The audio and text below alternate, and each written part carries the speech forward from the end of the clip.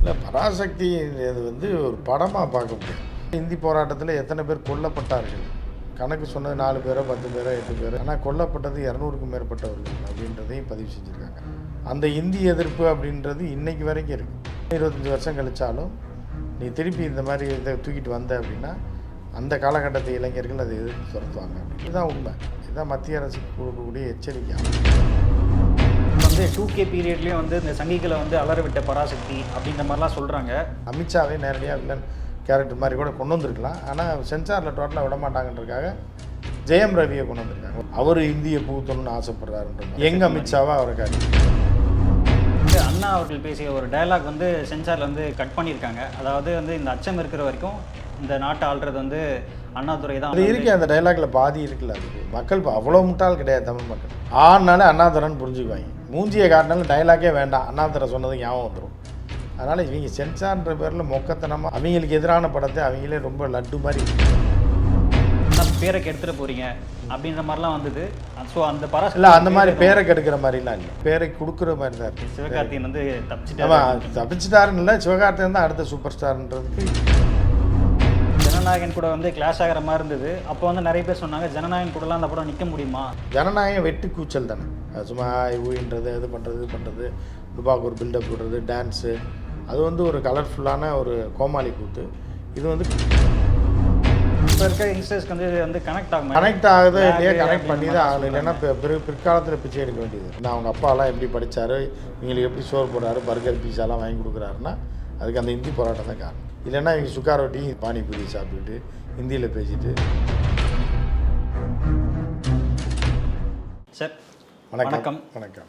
பராசக்தி தீ பரவட்டும் அப்படின்ற அண்ணா அவரோட முழக்கம் வந்து சமூக வலைதளங்கள் ஃபுல்லாக பரவி அது வந்து ட்ரெண்ட் ஆச்சு. சென்சாரில் வந்து அவ்வளோ கட்டு கொடுத்துருந்தாங்க. அதெல்லாம் மீறி வந்து இன்றைக்கி வந்து படம் ரிலீஸ் ஆகிருக்கு. ஆக்சுவலாக நீங்கள் பார்த்துருக்கீங்க, உங்களுக்கு எப்படி இருந்து ஃபீல் ஆச்சு? இல்லை, பராசக்தி இது வந்து ஒரு படமாக பார்க்க முடியாது. நான் அதை படமாக மட்டும் பார்க்கல, திரைப்படமாக பார்த்தோம்னா அதில் பல்வேறு கருத்துக்கள் இருக்குது, அது இருக்குது, பல விமர்சனங்களும் இருக்குது. ஆனால் அது என்னன்னா ஒரு ஒரு ஒரு கருத்தை தெரிவிச்சிருக்காங்க. அது வந்து இன்றைய இளைஞர்கள் பார்க்க வேண்டிய, தெரிந்து கொள்ள வேண்டிய ஒரு விஷயம். அது இந்திய எதிர்ப்பு போராட்டத்தை மீண்டும் நினைவுபடுத்தியிருக்காங்க. ஏன்னா அது இன்னும் உயிரோடு இருக்குது. எப்போ நேரு காலத்தில் என்ன ஆச்சுன்னா அது தீவிரமாக இருந்தது. இங்கே உள்ள இன துரோகிகள், சில டுபாக்கூர்கள், திருட்டு கும்பல், சில கும்பல்லாம் வந்து அதை ஆதரித்தது. சிலரும், அதாவது ஆட்சியில் இருப்பவர்களும் புரியாமல் ஆதரித்த தலைவர்களும் இருக்காங்க. அப்படி இருக்கும்போது அதை அடியோடு அடித்து விரட்டப்பட்டது. அதோட தான் காங்கிரஸை கொண்டு போய் குழியில் போட்டு புதைச்சி புல் முளைச்சி இப்போ மரமாக முளைச்சி காங்கிரஸ் அன்னைக்கு மண்ணை போட்டு தான் இன்றைக்கி வரைக்கும் அந்த உணர்வுபூர்வமான அந்த போராட்டத்தில். அதுலேயே ஒரு டைலாகும் வருது. அந்த பொண்ணு சொல்லுவாள், ஹீரோயின், அவங்க அப்பாட்ட சொல்லுவாள், இதோட நீ எந்த காலம் வந்தாலும் நீ திருப்பி ஜெயிக்கவே மாட்டீங்க, ஆட்சிக்கே வரமாட்டீங்கன்னு. ஏன்னா அவங்க அப்பா ஒரு காங்கிரஸ் மினிஸ்டராக இருப்பார். அதே மாதிரி அந்த முதலமைச்சர் கேரக்டரில் வந்ததெல்லாம் 90% உண்மையான ஒரு கேரக்டர். அந்த பீரியடில் முதலமைச்சராக இருந்து அரிசி பஞ்சத்துக்கு ஆளான ஒரு நபர். வேலைக்கு தமிழ்நாட்டில் இருந்த முதலமைச்சர்லேயே ஆகப்பெரும் டுபாக்கூர் அந்த காலகட்டம் தான் அப்படி இருந்துச்சு. ஸோ அவரையும் வறுத்து வாங்கியிருக்காங்க. அதே நேரத்தில் இந்தி போராட்டத்தில் எத்தனை பேர் கொல்லப்பட்டார்கள், கணக்கு சொன்னது 4 பேரோ 10 பேரோ 8 பேரோ 20 பேரோ, ஆனால் கொல்லப்பட்டது 200க்கும் மேற்பட்டவர்கள் அப்படின்றதையும் பதிவு செஞ்சுருக்காங்க. அதில் அந்த இந்தி எதிர்ப்பு அப்படின்றது இன்றைக்கு வரைக்கும் இருக்குது, புரியுதா? அது தொடர்ந்து கொண்டே இருக்குது. ஏன்னா அது வந்து அதுக்கும் ஒரு டைலாக் வச்சுருக்காங்க இந்த படத்தில். இன்னும் 25 வருஷம் கழித்தாலும் நீ திருப்பி இந்த மாதிரி இதை தூக்கிட்டு வந்த அப்படின்னா அந்த காலகட்டத்து இளைஞர்கள் அதை எதிர்த்து துரத்துவாங்க. அப்படின்னு என் பசங்க, என் பேரங்க அப்படின்ட்டுருக்கு. ஸோ அந்த மாதிரி பேரனாக இருந்தாலும் அவனே இறங்குவான்றது இதுதான் உண்மை. இதுதான் மத்திய அரசுக்கு கொடுக்கக்கூடிய எச்சரிக்கை. அன்னைக்கு எச்சரிக்கை கொடுத்தாங்க, உயிரை தியாகம் செய்தார்கள், இந்திய புறமுதுகிட்டு ஓட விட்டாங்க. அதையும் தெளிவாக சொல்லிங்க. அந்த படத்தில் இன்னொரு விஷயம்னா, ஹிந்தி எங்களுக்கு எதிர்ப்பு இல்லைன்ற, இந்திக்கு நாங்கள் எதிரி இல்லை, நீ திணிக்கிற இந்திக்கு தான் நாங்கள் எதிரி, இந்தி திணிப்புக்கு தான் நான் எதிரியே தவிர எந்த மொழிக்கு எதிரி இல்லைன்றதை தெளிவாக சொல்லியிருக்காங்க. அதே மாதிரி இந்த படத்தில் எக்ஸ்ட்ரா ஃபிட்டிங் சேர்த்து ஒரு கலர் காம்பினேஷனுக்காக சேர்த்தாங்களா என்னன்னு தெரில. தெலுங்கு, கன்னடம், மலையாளம் எல்லோரும் சேர்ந்து போராடின மாதிரியான காட்சி அமைப்பு பண்ணியிருக்காங்க. அதை திரைப்படமாக பார்த்துக்கலாம், திரைப்படமாக எடுத்துக்கலாம், அப்படி வர்றது தானே சரி. இப்போ தமிழ் படம் தான், ஹீரோயின் நம்ம ஹிந்தி ஹீரோயினை போடுறது இல்லையா, மலையாள ஹீரோயின் நடிக்க வைக்கிறது இல்லையா, வில்லன் தெலுங்கு வில்லன் நடிக்க வைக்கிறது இல்லையா, அந்த மாதிரி தான். அந்த மாதிரி தான் அதை பார்க்கணும், அதை சினிமாவை பார்க்கணும். ஆனால் அது உள்ளுக்குள்ளே இருக்க கருத்து வந்து தெளிவாக சொல்லப்பட்டிருக்கு. பழைய இந்திய எதிர்ப்பு போராட்டத்தை நினைவு ஊட்டுற மாதிரி இருக்குது. அப்போ எவ்வளோ கஷ்டப்பட்டாங்க, இளைஞர்கள் எப்படியெல்லாம் அந்த போராட்டத்தை முன்னெடுத்தாங்க அப்படின்ற மாதிரி இருக்குது. அதே இதில் சும்மா சினிமாக்காக இன்றைக்கி சென்சாரில் இதுக்கே விட மாட்டான்றதுனால, இல்லைனா மோடிஜியவே நேரடியாக, மோடிஜி ஹிந்தி பற்றி பேச மாட்டார், அமித்ஷாவே நேரடியாக வில்லன் கேரக்டர் மாதிரி கூட கொண்டு வந்திருக்கலாம். ஆனால் சென்சாரில் டோட்டலாக விட மாட்டாங்கன்றதுக்காக ஜெயம் ரவியை கொண்டு வந்திருக்காங்க. ஒரு அதிகாரியாக, ஐபி அதிகாரி, எவ்வளோ பெரிய அதிகாரியாக கொண்டு வந்து அவர் இந்தியை பூத்தணும்னு ஆசைப்படுறாருன்ற மாதிரி அமித்ஷா மாதிரியான ஒரு கேரக்டர்ஸ் எங்கள் அமித்ஷாவாக அவரை காட்டியிருக்காங்க. அந்த மாதிரி கூட வச்சுக்கலாம். இப்போ அதே போல் வந்து அண்ணா அவர்கள் பேசிய ஒரு டயலாக் வந்து சென்சாரில் வந்து கட் பண்ணியிருக்காங்க. அதாவது வந்து இந்த அச்சம் இருக்கிற வரைக்கும் இந்த நாட்டை ஆள்றது வந்து அண்ணாதுரை தான் அப்படின்ற மாதிரியான விஷயம் அது இருக்கு. அந்த டைலாகில் பாதி இருக்குல்ல, அது போதும். மக்கள் இப்போ அவ்வளோ முட்டாள் கிடையாது தமிழ் மக்கள். ஆனாலே அண்ணாதுரைன்னு புரிஞ்சுக்குவாங்க. மூஞ்சியை காட்டினாலும் டைலாக்கே வேண்டாம், அண்ணாதுரை சொன்னது ஞாபகம் வந்துடும். அதனால் இவங்க சென்சார்ன்ற பேரில் மொக்கத்தனமாக ஒரு அருமையாக அவங்களுக்கு எதிரான படத்தை அவங்களே ரொம்ப லட்டு மாதிரி விட்டு கொடுத்துரு. அந்த படத்தில் ஒன்றும் கட்டும் கிடையாது, ஒன்றும் கிடையாது. நீங்கள் என்னத்து படத்தை ஆனால் ஒரு 25 லிஸ்ட்டு கட் லிஸ்ட்டு இந்த மாதிரி 25 கட் பண்ணியே இப்படி இருக்குது அப்படின்னா அதை கட் பண்ணாமல் இருந்தால் எப்படி இருக்கும் பாருங்கள். ஓகே, இன்னும் 50 கட் பண்ணியிருந்தா கூட ஒரு 4 டைலாக்கை விட்டுருக்கேன். இந்த படத்தை விட்டா இல்லை, சாவு பயத்தை காட்டிட்டாண்டா பரமான்ற மாதிரி தான் இந்த படம். அதை அவங்களே விட்டுருக்காங்க. அதுதான் பெரிய கூத்து. சென்சாரே விட்டுட்டு கட்டு இங்கே வெட்டுங்க அங்கே வெட்டுங்கன்னு என்னத்தை, எதுக்கு மேலே என்னத்தை வெட்ட முடியும்? ஓகே, வெட்டி கொடுத்துட்டாங்க, அவ்வளோதான். ஓகே. ஏன்னா அந்த சென்சாரில் வெட்டப்பட்ட டைலாக், அதாவது படத்தில் வெட்டிட்டாங்க. பட் ஆனால் அந்த டீம் வந்து என்ன பண்ணியிருக்காங்க அப்படின்னா, சோஷியல் மீடியாவில் பகிர்ற அந்த ப்ரோமோஸ் இருக்குல்ல, அதில் வந்து அந்த டெலிட்டட் டைலாக்ஸ்லாம் வச்சு இது பண்ணுறாங்க. இது இதை சோஷியல் மீடியாவில் பார்க்குறவங்க அந்த டைலாக் என்ன வருதுன்னு தெரிஞ்சிடும்ல. இது என்ன இந்த கூமுட்ட பசங்களுக்கு வந்து என்ன, இவங்க எந்த காலத்தில் இருக்கான்னு தெரில. ஏதோ சினிமா சென்சார்னா அந்த சென்சார் வெட்டினா மட்டும்தான் அது வெளி மக்களுக்கே தெரியும், இல்லைன்னா வெளி உலகத்துக்கே தெரியாமல் போயிடும். இப்போ அவன் யூடியூப்பில் போட்டு தூக்கி போட்டுட்டா இது அங்கே பார்த்துக்கன்றான், முடிஞ்சு போச்சு. இப்போ பாலாவே வச்சாப்லையே டைலாக் வச்சுன்னு இதை பார்த்துட்டு நீங்கள் படத்தை பார்க்கும்போது இந்த டைலாக் தான் அதுன்றது ஈஸியாக தெரிஞ்சு போகிற போது. இப்போ என்ன இருக்குது புரியுதா? அண்ணா சொன்னது எல்லாருக்குமே தெரியும். அது இந்த படத்தில் என்ன சொல்லியிருக்கான்னு உடனே யூடியூப்பை போட்டு பார்ப்பேன், அதில் இருக்கும், பார்த்துக்குவாங்க. ரெஃபரன்ஸ் தான். இந்த படம் வந்து ஒரு ரெஃபரன்ஸ் தான். இந்த படத்தை பார்த்துட்டு எது எதுலாம் கட்டாக இருக்குன்றத அந்த சீனை இங்கே தட்டினான்னா யூடியூப்பில் வந்துட்டு இந்த இதுலேயும் பார்த்துக்குவோம். அப்போ ஃபுல் படத்தை பார்த்த மாதிரி தான் கணக்கு. ஆல்ரெடி வந்து பராசக்தி அப்படின்னு சொல்லி சிவாஜி கணேசன் அவர்கள் நடித்த படம் வந்து ஒரு பெரிய வந்து சொசைட்டியில் வந்து பெரிய தாக்கம் ஏற்படுது. அவரோட முதல் படம். இப்போ அதே மாதிரி இந்த தாக்கத்தை வந்து இந்த பராசக்தி ஏற்படுத்துதா இல்லை ஏதாவது அதில் பராசக்தி வந்த காலத்தில் அப்போ சினிமான்றது ஒரு பெரிய ஆயுதமாக இருக்குது. இப்போயே அது ஆயுதமாக தான் இருக்குது. ஸோ அந்த காலத்தில் அது வந்து இப்போ தமிழ்நாட்டு தமிழ் சினிமாவே புரட்டி போட்டது, தமிழ் கலாச்சாரம். அது வந்து கலைஞரோட வசனம் ஆனால் தெரியும். ஆனால் அந்த காலகட்டத்தில் நடந்தது அப்படியே எழுதியிருப்பார் கலைஞர். இருந்த போதிலும் இதுலேயும் வந்து அதை ஒரு மேனேஜ் பண்ணி இந்த காலத்து இளைஞர்களுக்கு தகுந்த மாதிரி சிம்பிளாக கொடுத்துருக்காங்க. ஓகே தான். ஏன்னா இந்த படத்துக்கு ஃபஸ்ட்டு வந்து அந்த பேர்லாம் பராசக்தின்னு வைக்கும் போது வந்து சிவகார்த்தியின் படத்துக்கு இந்த டைட்டில் வைக்கணுமா, எதுக்கு வந்து இந்த மாதிரியான படத்துக்கு இந்த டைட்டில்லாம் வைக்கணும், ஏன்னா பேரை கெடுத்துட போகிறீங்க அப்படின்ற மாதிரிலாம் வந்தது. ஸோ அந்த பராசக்தி இல்லை, அந்த மாதிரி பேரை கெடுக்கிற மாதிரிலாம் இல்லை. பேரை கெடுக்கிற மாதிரி பேரை கொடுக்குற மாதிரி தான் இருக்குது. சிவகார்த்தியன் வந்து தப்பிச்சிட்டாருன்னு இல்லை, சிவகார்த்தியன் தான் அடுத்த சூப்பர் ஸ்டார்ன்றதுக்கு இது ஒரு பெரிய டேர்னிங் பாயிண்ட் இந்த படம். ஏன்னா நிறைய பேர் வந்து ரொம்ப வந்து ஹேட் ரிவ்யூஸ்லாம், பெய்டு ரிவ்யூஸ் அது எல்லாமே பண்ணுறது தானே. பெய்ட் ரிவ்யூஸ்க்காக தான் நிறைய பேர் வாழ்க்கையை ஓட்டிகிட்டு இருக்காங்க. ஓகே. ஏன்னா ஜனநாயகன் கூட வந்து கிளாஷ் ஆகிற மாதிரி இருந்தது. அப்போ வந்து நிறைய பேர் சொன்னாங்க ஜனநாயகன் கூடலாம் அந்த படம் நிற்க முடியுமா, தாக்கு பிடிக்குமா. ஜனநாயகம் மீறி ஓடிட்டு இருக்கல, ஜனநாயகன் வரவே இல்லையே. ஜனநாயகனை காலி பண்ணிடுச்சுன்னு தான் சொல்லுவேன். ஓகே, அந்த அளவுக்கு. ஏன்னா இது வந்து கருத்தியல் ரீதியான படம், தமிழக மக்களுக்கு தேவையான படம், இன்றைய இளைஞர்கள் தெரிந்து கொள்ளக்கூடிய கருத்துள்ள ஒரு படமாக இது அமைஞ்சிருச்சு. ஜனநாயகம் வெட்டு கூச்சல் தானே. அது சும்மா ஊயின்றது, இது பண்ணுறது டுபாக்கு ஒரு பில்டப் விடுறது, டான்ஸு, அது வந்து ஒரு கலர்ஃபுல்லான ஒரு கோமாளி கூத்து. இது வந்து கருத்தியல் ரீதியான ஒரு படமாக பார்க்கலாம். ஓகே. ஆனால் யங்ஸ்டர்ஸ்க்கு வந்து இப்போ இருக்க யங்ஸ்டர்ஸ்க்கு வந்து இது வந்து கனெக்ட் ஆகுமா? ஏன்னா கொஞ்சம் ஸ்லோவாக போகுது. கனெக்ட் ஆகுது இல்லையா? கனெக்ட் பண்ணி தான் ஆகணும், இல்லைன்னா பிற்காலத்தில் பிச்சை எடுக்க வேண்டியது வரும். புரியுதா உங்களுக்கு? பிற்காலத்தில் பிச்சை எடுக்கணும். ஆமாம். இப்போ நீங்கள் ஸ்கூலுக்கு பிள்ளைங்களை அனுப்புறீங்க, போக மாட்டேன்னு அடம் பிடிக்குதுன்னா என்ன பண்ணுவோம்? அது கடைசியில் தெருப்புரிக்காக போகுதுன்னு அர்த்தம். இப்போ நம்ம என்ன பண்ணுவோம்? அடிச்சு கொண்டு ஸ்கூலில் விட்டு அப்புறம் அதுவே படிக்க ஆரம்பிச்சிடும், ஒரு கட்டத்துக்கு வந்துடும். அந்த மாதிரி இந்த பசங்களுக்கு இப்போயே இதை பூத்துனா ஃப்யூச்சரில் இவங்களுக்கு இதாக இருக்கும். அது இல்லைன்னா கடைசியில் இவங்க ரிக்ஷா தள்ள வேண்டி தான். இப்போ இந்த சிவகார்த்திகேயன் வந்து ரொம்ப டார்கெட் பண்ணி விஜய் ஃபேன்ஸ் எல்லாம் வந்து ரொம்ப டார்கெட் பண்ணாங்க. ஸோ இந்த படம் வந்து ரிலீஸ் ஆகி இந்த படத்தை பார்த்ததுக்கப்புறம் அந்த இது ஒப்பீனியன் மாறும்னு நினைக்கிறீங்களா இல்லை எப்படி? ஏன்னா அது மாறாத, நீங்கள் தற்குறிகளை மாற்றணுன்றக்காக நம்ம இது பண்ண முடியாது. அவர்களுக்கு கொஞ்சம் புரிஞ்சுன்னா ஃப்யூச்சரில் என்னைக்கா ஒரு நாள் அது யூஸ் ஆகும்.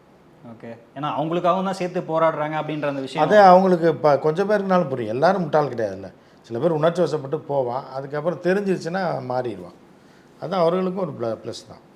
அதே போல் வந்து இந்த படத்தில் நடித்த ஹீரோ, அதுக்கப்புறம் அந்த படத்தை டைரக்ட் பண்ண டைரக்டர், இவங்க மேலெல்லாம் வந்து தெலுங்கு டைரக்டர்கள் வேற மொழியிலேருந்து வந்தவங்க அப்படின்ற மாதிரிலாம் வந்து ஒரு கான்ட்ரவர்சி. அதனால் என்ன இருக்குது, வேறு மொழியில் மாதிரி இருந்தாருண்ணா. இப்போ டீ கடையில் இப்போ வடக்கன்ஸ் தான் டீயும் வடையும் போடுறாங்க, சாப்பிடாம எச்சி துப்பி வாந்தி எடுத்துருவீங்களா? அதாவது இதெல்லாம் வந்து எப்படின்னா இந்த முட்டாள்கள் பேசுகிற பேச்சு இது, புரியுதா? நீங்கள் வந்து வரலாறு தெரியாதவன், நாலேஜ் இல்லாதவன், முட்டா பசங்க தான் இந்த மாதிரியான பேச்செல்லாம் பேசுவாங்க. எல்லாமே கலப்படம் தான், அது முதல்ல ஒன்று தெரிஞ்சுக்கணும். இது வந்து சீமானே வந்து ஒரு கலப்படம். இப்போ சீமான் கட்சியிலேருந்து பேசுகிறாங்கன்னு வைங்களேன், சீமானே தமிழன் கிடையாது. ஆக்சுவலாக அவங்களுக்கு இந்த படம் பிடிக்குமா? இல்லை, பிடிக்குமா பிடிக்காதுன்னு அது அவங்க தான் முடிவு பண்ணணும். அவங்களே கலப்படம் தான்.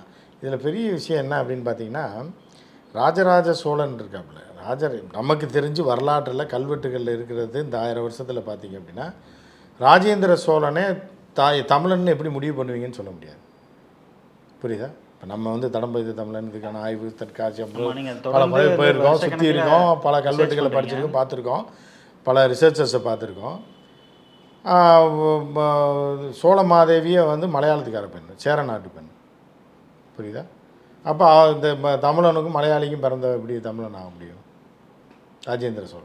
ராஜேந்திர சோழனோட மனைவி சேர நாட்டு பெண். அதுக்கப்புறம் வந்து குலோத்துங்க சோழன் யார் அப்படின்னு பார்த்தீங்கன்னா, ராஜேந்திர சோழனோட மகளுக்கும் ஏன்னா மராத்திக்கும் பிறந்தவன் தான் குலோத்துங்க சோழன். அப்படி தமிழன் இருக்கீங்க. மன்னர்கள்லேயே இந்த மாதிரி இருக்குது, புரியுதா? சும்மா இவங்களாம் இதாக தமிழன்றது வேறு. அதாவது தமிழன்றது தமிழ் மக்கள் வந்து சுத்தமாக இருப்பாங்க. மன்னர் ஒரே ஒரு இது கலப்பு இல்லாத ஒரு இனமாக இருக்கும். அது எது கலப்பு இல்லாத இனம், எது கலப்பு இனம்னு எப்படி சொல்ல முடியும்? இதே மதுரையில் வந்து பார்த்திங்கன்னா வரலாற்று பூர்வமாக பார்த்தீங்க அப்படின்னா, பாண்டிய நாடு வந்து பாட்டுடை தின்னுவாங்க. அது ஒரு வீரம் விளைந்த ஒரு மண், சரியா? பாண்டிய நாட்டோடைய ஸ்டைலே வேறு, அது வேறு மாதிரி இருக்கும். எல்லா காலகட்டத்துலேயும் சில சொதப்பல்கள் மன்னர்களாக இருந்திருப்பான், புரியுதா? எப்படி நம்ம இல்லை இப்போ காலகாலமாக சிஎம்சி எவ்வளோ பெரிய ஆள், காமராஜர் இருந்தார், கலைஞர் இருந்தார், எம்ஜிஆர் இருந்தார், எடப்பாடி இருந்தார்ல. அது மாதிரி பாண்டிய நாட்டில் சில மன்னர்கள் இருந்தாங்க. அந்த கூதரைங்க போய் டெல்லி சுல்தான்களை கூட்டு வந்ததே அவங்க தான். அவன் அண்ணன் தம்பி நாடுகிற பிரச்சனையில் டெல்லி ஆட்சி செய்து கொண்டிருந்த அந்நியர்களை கூட்டு அழைத்து வந்தது யார்? பாண்டிய மன்னன் தான் போய் அழைச்சி வந்தான் டெல்லியில் போய். அதுக்கப்புறம் அவனை விரட்டினது யார்?